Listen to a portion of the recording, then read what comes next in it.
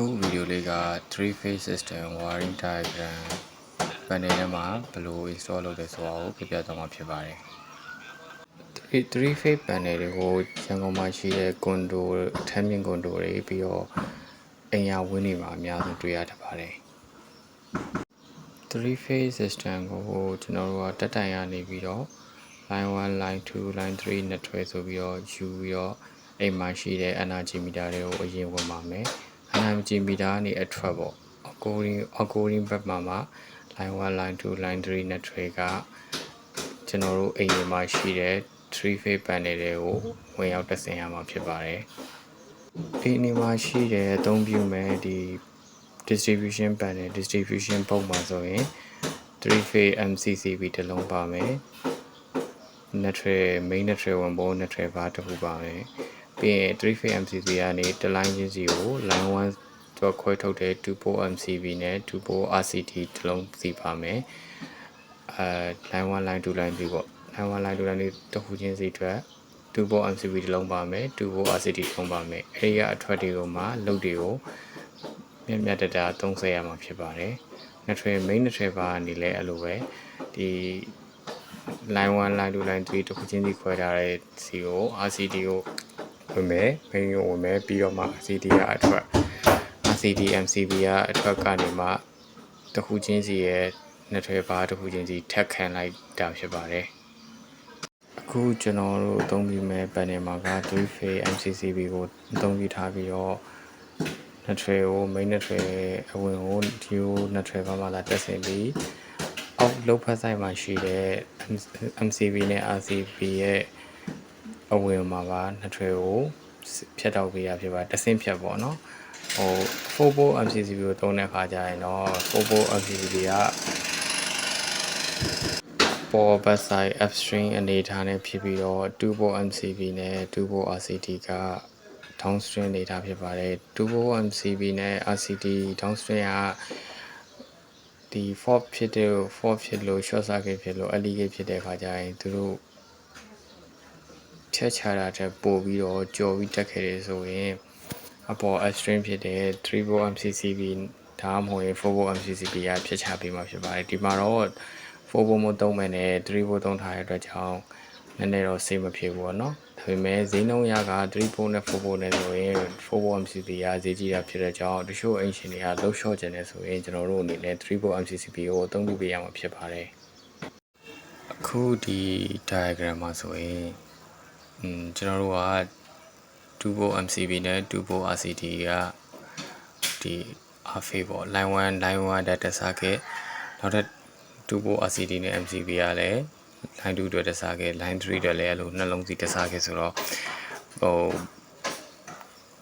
ဘယ်လိုပြောရမလဲကျွန်တော်ဒီတက်စားခဲ့ခြင်းဒီပေါ့ဒီအောက်မှာရှိတဲ့ load side တွေကဒီ lighting အတွက် power အတွက် aircon တွေအတွက်ဒီရေခဲတဲ့အတွက်ဟာတွေရဲ့ network ကကျွန်တော်သူ့အတွက်တက် network ပါတိဆောက်ပေးရတယ်ဘာလို့လဲဆိုတော့ဒီကျွန်တော်တို့ဖြတ်ချတဲ့အခါပေါ့နော် fault ဖြစ်လို့ဖြတ်ချတဲ့အခါတို့ကျွန်တော်တို့ fault finding လုပ်တဲ့အချိန်တွေပေါ့ fault ရှာတဲ့အခါတွေကြာရင်ကျွန်တော်တို့ကအခုလိုတက်ဆင်ဒီကို network bar မှာဒီ circuit တစ်ခုချင်းစီရဲ့ network bar တစ်ခုမှာတက်ဆိုင်ရာ circuit တွေကိုတက်ဆင်ထားခြင်းမဟုတ်ဘဲနဲ့တခြား network bar ပေါ့ဒီ line 1 circuit အောက်မှာရှိတဲ့ network bar မတက်ဘဲနဲ့ line 2 circuit ရဲ့ network bar မှာသွားတက်မယ်ဆိုရင်ကျွန်တော်အနေနဲ့ fault ဖြစ်လို့ရှားတဲ့ခါကျရင် network ကိုရှားတဲ့ခါကျရင် clamp meter digital meter ကိုင်ပြီးကျွန်တော်ရောင်းချနေအဲဒီ site ထဲမှာတော်တော်ရှားရတဲ့ပြဿနာတွေကြုံရပါအဲကြောင့် စီးစနစ်ကြကြကျွန်တော်က wiring panel installation လုပ်တဲ့ခါကျရင်တေချာလေးတက်ဆင်ပေးဖို့လိုအပ်ပါတယ်ကို circuit နဲ့ကို line network add မှန်အောင်တေချာတက်ပေးရမှာဖြစ်ပါတယ်အဲ့ဒါဆိုရင် diagram ရဲ့အစကိုစကြည့်မယ်နော် diagram ရဲ့အစက from distribution board ဆိုတာက electrical board တက်တိုင်းကိုခေါ်ခြင်းဖြစ်ပါတယ် electrical board ကနေ line 1 line 2 line 3 network ကကျွန်တော်တို့အိမ်ဝင်းထဲမှာရှိတဲ့ three phase energy meter ကိုဝင်မယ် energy meter ရဲ့အထွက်ပေါ့ meter power အထွက်ကနေမှကျွန်တော်တို့အိမ်ထဲမှာရှိတဲ့ panel ဒါမှမဟုတ် ကွန်ဒိုမှာရှိတဲ့ panel ရဲ့three phase panel distribution panel ရဲ့ main MCCB 3 port main MCCB line 1 line 2 line 3 3 port MCCB ကိုဝင်ရမှာဖြစ်ပါတယ် ကျွန်တော်တို့အိမ်သုံး main MCCB အတွက်ဆိုရင်တော့ calculation တွေတွက်ချက်ပြီးအရာ63 MP ကိုပဲအသုံးပြုကြတာများပါတယ်3 volt 63 MP က MCB ပေါ့နော်နောက်ထပ် neutral bar က energy meter လာတဲ့ neutral bar က main neutral bar မှာကျွန်တော်တို့ဝင်ပေးလိုက်ပါတယ်ကောင်းတာတော့4 volt MCCB ကိုပဲအသုံးပြုပါလို့ကျွန်တော်အကြံပေးပါတယ်ဒါကတော့ဒီဝေးလျှော့ခြင်းတဲ့အိမ်တွေအတွက်ဒါကျွန်တော်တို့ကဒီ upstream neutral ကို short ပြီးတော့အသုံးပြုပေးထားတာဖြစ်ပါတယ်အဲ့တော့ main neutral bar မှာ neutral ဝင်တယ်ဒီမှာ color code ကRYB black ကိုသုံးထားတယ်ကျွန်တော်တို့ဒီဘက်ခင်မှာကျတော့ color code က brown blue BBG brown black gray neutral ကိုကြမှာ blue သုံးပြလိုက်တာအသုံးပြုပြီးတော့အကို green and yellow သုံးပြပါတယ်အခုဒီဘက်ခေတ်ကာလကောအသစ်တွေကိုတော့ project အကြီးတွေမှာဒါအသုံးပြုလို့ရှိပြီးတော့ကျွန်တော်တို့ရိုးအိမ်နေပါတယ်တော့ကျွန်တော်တို့ပုံမှန်အရင်ကာလကောအဟောင်းဖြစ်တဲ့ RYB neutral RYB black ကိုပဲအသုံးပြုပြီးတော့ကာလကောအသစ်ဖြစ်တဲ့ brown black gray blue yellow and green ကိုတော့project ကြီးတီလိုဝါတို့ဘာလို့ Japan project တွေပါဘက်မှာအသုံးပြုကြတာများပါတယ်အခုဒီ diagram မှာတော့ကျွန်တော်တို့ panel ရဲ့အဖုံးအရှိကပါမှာရှိတဲ့ pilot lamp တွေline 1 line 2 line 3 power တွေ analog meter တွေammeter တွေ digital meter တွေအတွက်ကျွန်တော်တို့ဘယ်လိုလဲအသုံးပြုတဲ့ fuse မပါဘူး pilot lamp မပါဘူး fuse တွေကဒီ MCCB အဝင်ဖြစ်တဲ့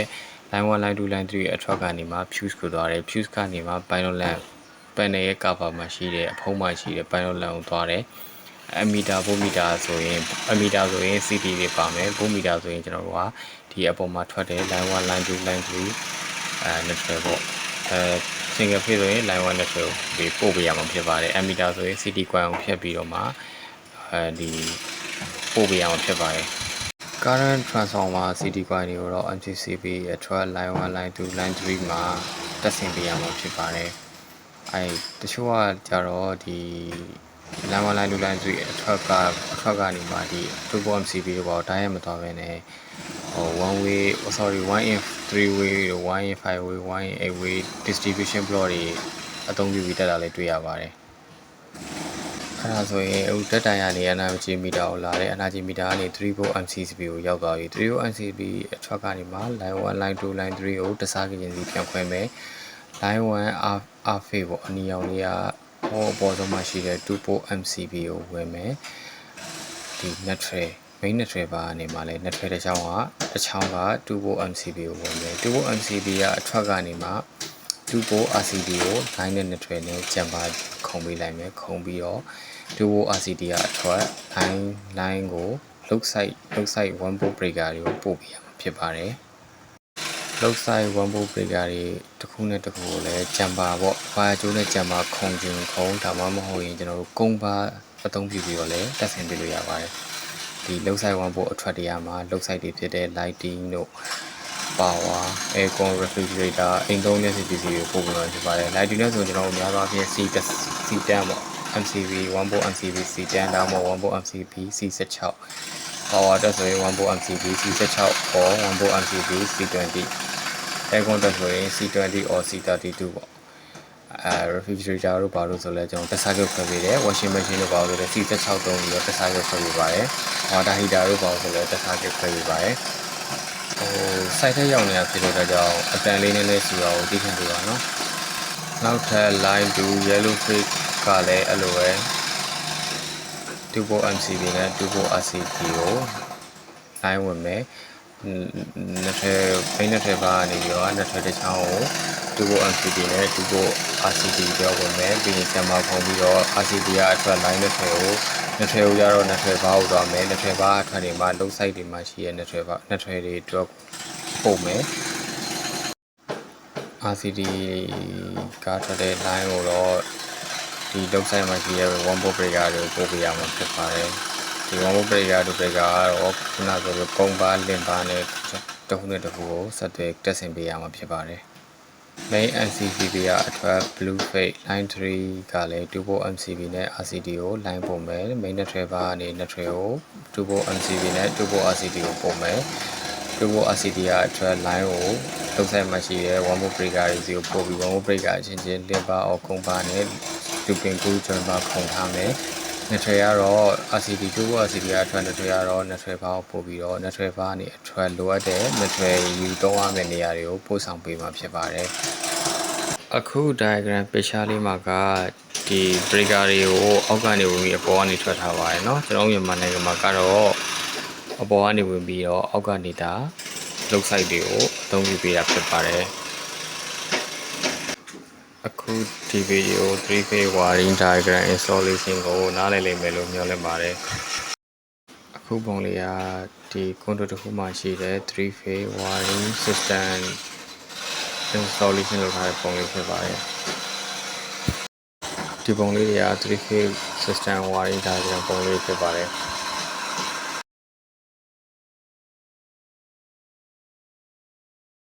ကျွန်တော်တို့တက်ငယ်လိုက်ရအောင်ဖွင့်လှစ်ထားတဲ့ electrical engineering online course လေးလုပ်ငန်းခွင်လျှက်စစ်ကျွမ်းကျင်တင်တာကိုတက်ရောက်ချင်နေဆိုရင်တော့တက်ငယ်လိုက်ရ page messenger တောင်းမဟုတ်ရင်အခုပါရှိတဲ့တယ်လီဖုန်းနံပါတ်09966332ကို